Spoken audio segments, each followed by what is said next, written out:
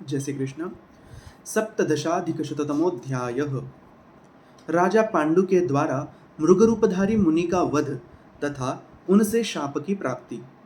जन्मेजय ने कहा, भगवान, आपने धृतराष्ट्र के पुत्रों के जन्म का उत्तम प्रसंग सुनाया है, जो महर्षि व्यास की कृपा से संभव हुआ था।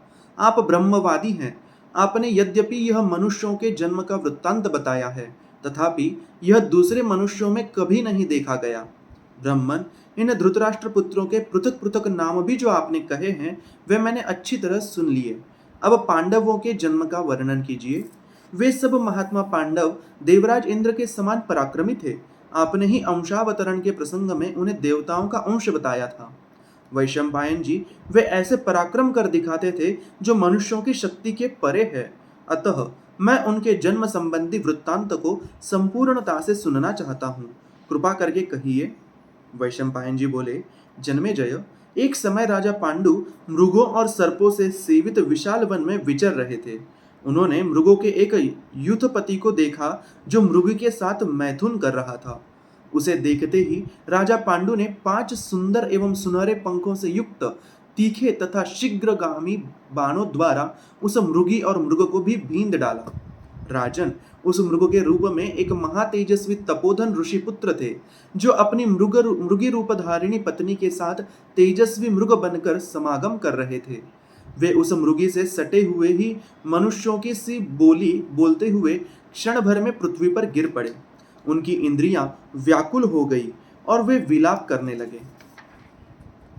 मृग ने कहा, राजन, जो मनुष्य काम और क्रोध से घिरे हुए बुद्धि शून्य तथा पापों में संलग्न रहने वाले हैं, वे भी ऐसे क्रूरतापूर्ण कर्म को त्याग देते हैं।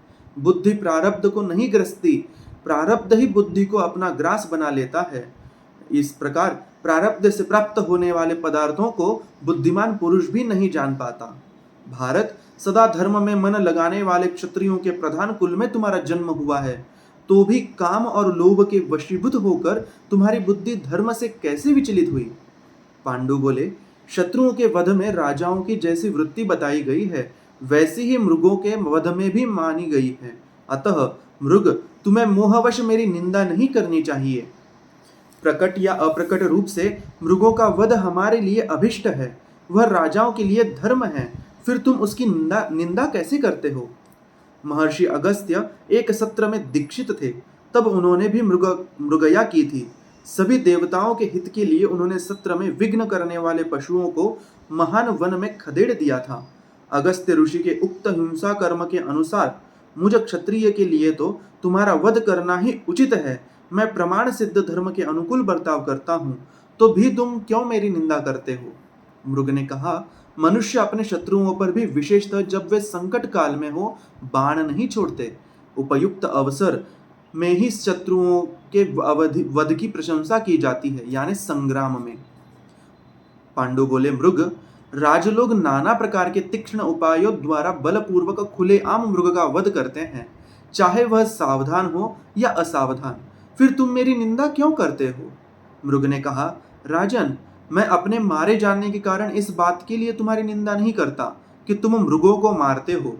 मुझे तो इतना ही कहना है कि तुम्हें दया भाव का आश्रय लेकर मेरे मैथुन कर्म से निवृत्त होने तक प्रतीक्षा करनी चाहिए थी, जो संपूर्ण भूतों के लिए हितकर और अभिष्ट है। उस समय में वन के भीतर मैथुन करने वाले किसी मृग को कौन विवेकशाली पुरुष मार सकता है? राजेंद्र, मैं बड़े हर्ष और उल्लास के साथ अपने काम रूपी पुरुषार्थ को सफल करने के लिए इस मृगी के साथ मैथुन कर रहा था, किंतु तुमने उसे निष्फल कर दिया। महाराज, क्लेश रहित कर्म करने वाले कुरुवंशियों के कुल में जन्म लेकर तुमने जो यह कार्य किया है, यह तुम्हारे अनुरूप नहीं है। भारत अत्यंत कठोरता पूर्ण कर्म संपूर्ण लोकों में निंदित है। वह स्वर्ग और यश को हानि पहुंचाने वाला है। इसके सिवा वह महान पाप कृत्य है। देवतुल्य महाराज, तुम स्त्री भोगों के विशेषज्ञ तथा शास्त्रीय धर्म एवं अर्थ के तत्व को जानने वाले हो। तुम्हें ऐसा नरकप्रद पाप कार्य नहीं करना चाहिए था। नृप शिरोमणे, तुम्हारा कर्तव्य तो यह है कि धर्म, अर्थ और काम से हीन जो पापाचारी मनुष्य कठोरता पूर्ण कर्म करने वाले हो, उन्हें दंड दो। नरश्रेष्ठ, मैं तो फल मूल का आहार करने वाला एक मुनि हूँ और मृग का रूप धारण करके शम दम के पालन में तत्पर हो सदा जंगलों में ही निवास करता हूँ। मुझे निरपराध को मारकर यहाँ तुमने क्या लाभ उठाया? तुमने मेरी हत्या की है, इसलिए बदले में मैं भी तुम्हें शाप देता हूँ। तुमने मैथुन धर्म के आसक्त 2 स्त्री पुरुषों का निष्ठुरता पूर्वक वध किया है। तुम अजितेंद्रिय एवं काम से मोहित हो, अतः इसी प्रकार मैथुन में आसक्त होने पर जीवन का अंत करने वाली मृत्यु निश्चय ही तुम पर आक्रमण करेगी। मेरा नाम किंदम है, मैं तपस्या में संलग्न रहने वाला मुनि हूँ।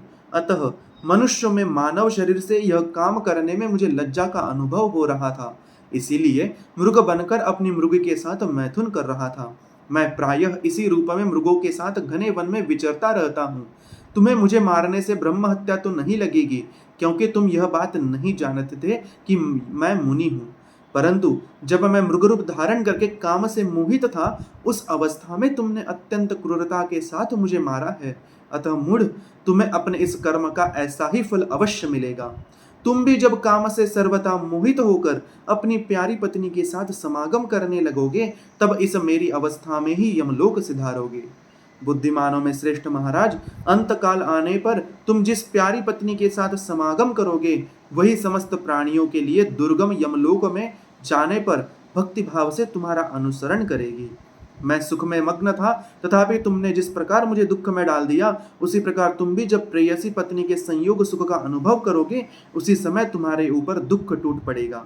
वैशंपायन जी कहते हैं, यों कहकर वे मृगरूपधारी मुनि अत्यंत दुख से पीड़ित हो गए और उनका देहांत हो गया तथा राजा पांडु भी क्षण भर में दुख से आतुर हो उठे। इस प्रकार श्री महाभारत आदि पर्व के अंतर्गत संभव पर्व में पांडु को नृग का शाप नामक 117वां अध्याय पूरा हुआ।